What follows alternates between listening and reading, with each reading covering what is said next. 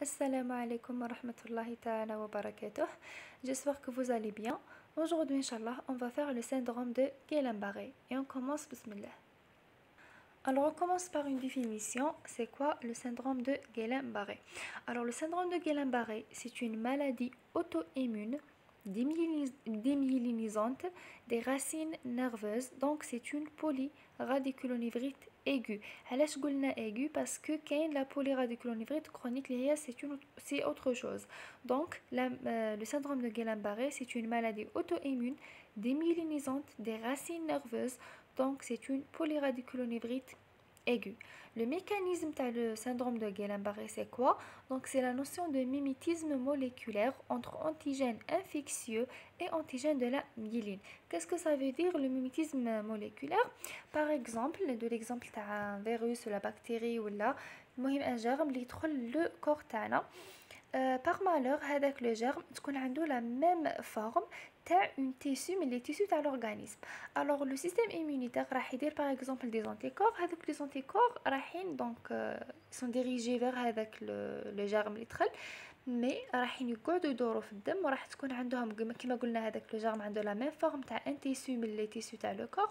دونك هذوك لي زونتيكور ils vont attaquer ثاني هذاك لو تيسو. فوالا دونك هذا هو دونك سي اون مالادي اوتو ايمون معناتها لي زونتيكور تاعنا دونك تاع لو كور اللي نورمالمون يحموه رايحين يخسروا هذوك لي تيسو تاع لو كور لوي ميم. Voilà le mimétisme moléculaire. Mais les étiologies, mais les infections. Donc, par exemple, les infections, les étiologies chirurgicales, les sérothérapies, vaccination, hémopathie, cancer solide, lupus, etc. Passons maintenant à la clinique. Bon, pour la clinique, il y a trois phases. Il y a la phase d'extension, qui تكون moins de 4 semaines. Il y a la phase de plateau, qui تقعد من 1 à 3 semaines. Et il y a la phase de récupération, qui تقعد quelques semaines. Donc, on commence par la phase d'extension, qui تقعد moins de 4 semaines. Donc, il y a des troubles sensitifs, troubles moteurs et des troubles végétatifs. Pour les troubles sensitifs, ils sont initiaux, donc قبل les autres troubles. هما sous forme de paresthésie des extrémités des membres inférieurs, donc des paresthésies des extrémités des membres inférieurs, qui ont des troubles objectifs, surtout de la sensibilité profonde. Donc paresthésie et des troubles de la sensibilité profonde, ils sont initiaux maintenant. Ensuite, on a les troubles moteurs, donc au niveau des 4 membres. Il y a d'abord au niveau proximal des membres inférieurs, ensuite les membres supérieurs, ensuite il y a le tronc. Bon, qui est le tronc, qui a le risque de complications respiratoires. Il y a la gravité du syndrome de Guillain-Barré, on hospitalise le patient même flaréa. À la gel, il y a les complications respiratoires, il y a les troubles moteurs, le tronc. Ensuite, il y a les muscles crâniens. Qui sont les muscles crâniens? Ils peuvent avoir les problèmes. Par exemple, une diplégie faciale. Diplégie, maintenant une paralysie bilatérale de la face. Donc, une diplégie faciale. Des paralysies pharyngées. Donc, c'est grave. Une ophtalmoplégie. Des troubles de déglutition. Et une paralysie oculomotrice. Donc, voilà pour les troubles moteurs. Donc, on a d'abord des troubles moteurs au niveau de 4 membres, au niveau proximal des membres inférieurs, ensuite le membre supérieur, ensuite le tronc, ensuite les muscles crâniens. Voilà pour les troubles moteurs. Il y a une aréflexie osteo-tendineuse. Donc, on a vu le cours précédent le syndrome neurogène périphérique. Donc, je vous invite de voir la vidéo.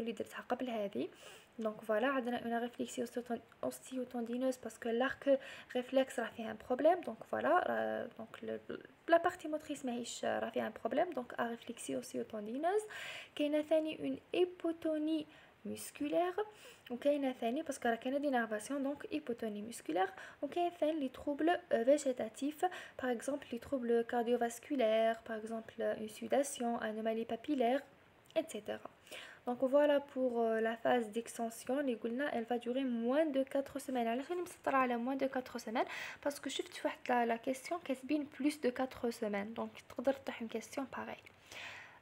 Bon, on a une remarque en rouge. On note l'absence de troubles sphinctériens, donc il n'y a pas de troubles sphinctériens في Guillain-Barré, il n'y a pas de troubles amyotrophiques, donc il n'y a pas une amyotrophie في Guillain-Barré, il n'y a pas de fasciculation, il n'y a pas de Babinski, il n'y a pas de niveau lésionnel. Voilà.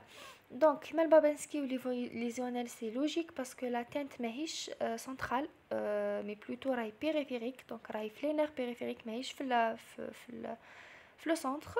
Donc ما كانش بابنسكي وما كانش نيفو ليزيونيل وما كانش ثاني قلنا دي troubles sphinctériens ما كانش une amyotrophie et ما كانش des fasciculations. Voilà.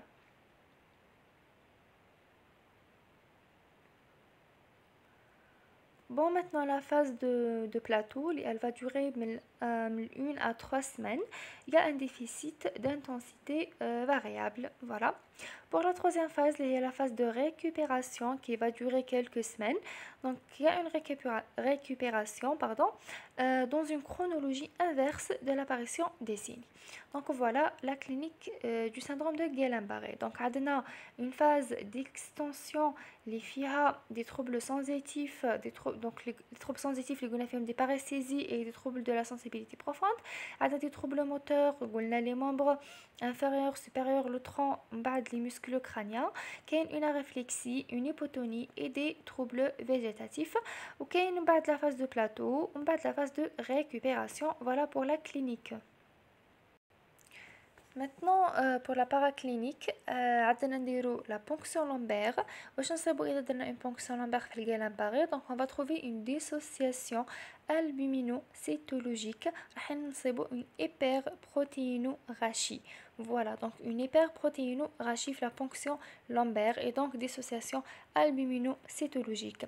L'électrophysiologie, qu'est-ce qu'on va trouver? Donc on va trouver une démyélinisation plus une diminution de conduction motrice et sensitive. Pourquoi diminution de la conduction? Parce que le Guillain-Barré, c'est une maladie auto-immune démyélinisante. Donc, ma la myéline, qui a un problème de la myéline, et donc la vitesse de conduction motrice et sensitive, rahi naqsa. Ça, c'est clair.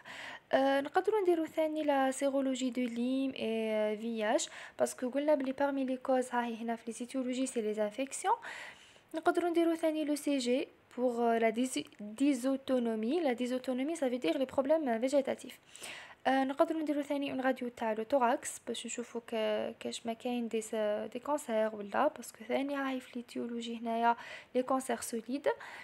ونقدروا ثاني نديرو la gazométrie du sang. Voilà pour la paraclinique. حنا لازم نشدو la ponction lombaire, une hyperprotéinorachie معناتها dissociation albumino-cytologique ou l'électrophysiologie, une diminution de la conduction motrice et sensitive. Maintenant, on a les formes cliniques, les formes axonales qui sont sévères. Alors, les formes axonales sont sévères parce que qui resserre l'accent, c'est vraiment difficile parce que la récupération. Mais comme la myéline qui sera fait un problème, sera la récupération. Ça, des fois, c'est différent d'un patient à un autre. Mais comme l'accent, il touche à l'accent, c'est vraiment grave, c'est vraiment sévère. كاين ثاني une autre forme اللي هي le syndrome de Miller-Fisher. هذا le syndrome de Miller-Fisher فيه ثلاث صوالح. Donc عندنا une ophtalmoplégie, une ataxie proprioceptive et une aréflexie. لازم نشوفوا عليهم. Donc Miller-Fisher, ophtalmoplégie, ataxie et aréflexie. Ophtalmoplégie, ataxie et aréflexie. Ophtalmoplégie, ataxie et aréflexie, le syndrome de Miller-Fisher. Voilà, donc on a les formes axonales qui sont sévères et le syndrome de Miller-Fisher. On a le traitement. Bon, le traitement est un traitement symptomatique. Le traitement, donc, on va surveiller les fonctions vitales parce que on a toujours le risque de les complications respiratoires qui vont le patient في الغاية. راح نديرو لا ريانيماسيون وي هذه ماهيش باينه مي راني كاتبه voilà l'examen clinique quotidien. Voilà, mais je paye un examen clinique. Donc, examen clinique quotidien, on va surveiller notre patient. Ou pour le traitement spécifique, c'est l'immunoglobuline et la plasmaphérèse, vu que c'est une maladie auto-immune. Donc, l'immunoglobuline et le plasmaphérèse. Mais il y a une remarque très importante en rouge, c'est que les corticoïdes sont inefficaces. Donc, les corticoïdes sont inefficaces pour le syndrome de Guillain-Barré. Donc, les corticoïdes sont inefficaces pour le syndrome de Guillain-Barré. Il y a aussi une autre remarque هاني كاتبة تحت la clinique symétrique parce que le syndrome de Guillain-Barré fait partie des neuropathies périphériques symétriques parce que كاين في les classifications تاع les neuropathies périphériques كاين les symétriques وكاين les asymétriques. Donc le Guillain-Barré c'est une neuropathie périphérique symétrique. Voilà, donc on a terminé le cours. نعاود هكا نريكابيتولي بالخف. Donc قلنا بلي سي maladie auto-immune démyélinisante des racines nerveuses. قلنا بلي le mécanisme c'est le mimétisme moléculaire. Il y a plusieurs étiologies, qu'il y a les infections chirurgicales, vaccination, hémopathie, etc. Ensuite, la clinique, il y a 3 phases. Il y a la phase d'extension, moins de 4 semaines, la phase de plateau, 1 à 3 semaines, et la phase de récupération, quelques semaines. La phase d'extension, je finis les troubles sensitifs, les principalement paresthésie et sensibilité profonde. Ensuite, les troubles moteurs, les gounarhinikono symétriques qui touchent les membres inférieurs, supérieurs, le tronc. Ensuite, les muscles crâniens. Qu'il y a une réflexie osteotendineuse, qu'il y a une hypotonie et des troubles végétatifs. Voilà, des troubles végétatifs. Voilà pour la clinique. هضرنا هنا بلي ما كانش les troubles sphinctériens, amyotrophie, fasciculation, Babinski et névolutionnel ما كانش كامل في الجيلان-باري. Ensuite pour la paraclinique قلنا كاين la ponction lombaire c'est bon une hyperprotéinorragie وكاين l'électrophysiologie c'est bon une diminution de conduction motrice et sensitive. Ensuite les formes cliniques la forme axonale qui est sévère وكاين le syndrome de Müller-Fischer c'est bon une ophtalmoplégie, ataxie proprioceptive et aréflexie. Ensuite pour le traitement, un traitement symptomatique ou le traitement spécifique c'est l'immunoglobuline et la plasmaphéreuse et les corticoïdes ne sont pas efficaces. Et voilà, on a terminé le cours. J'espère que j'étais claire et que cette vidéo était utile. N'hésitez pas à poser des questions en commentaire et à partager les vidéos avec à partager la vidéo avec les étudiants qui ont le module de neurologie. Et bon courage et ربي يوفقنا والسلام عليكم ورحمة الله تعالى وبركاته.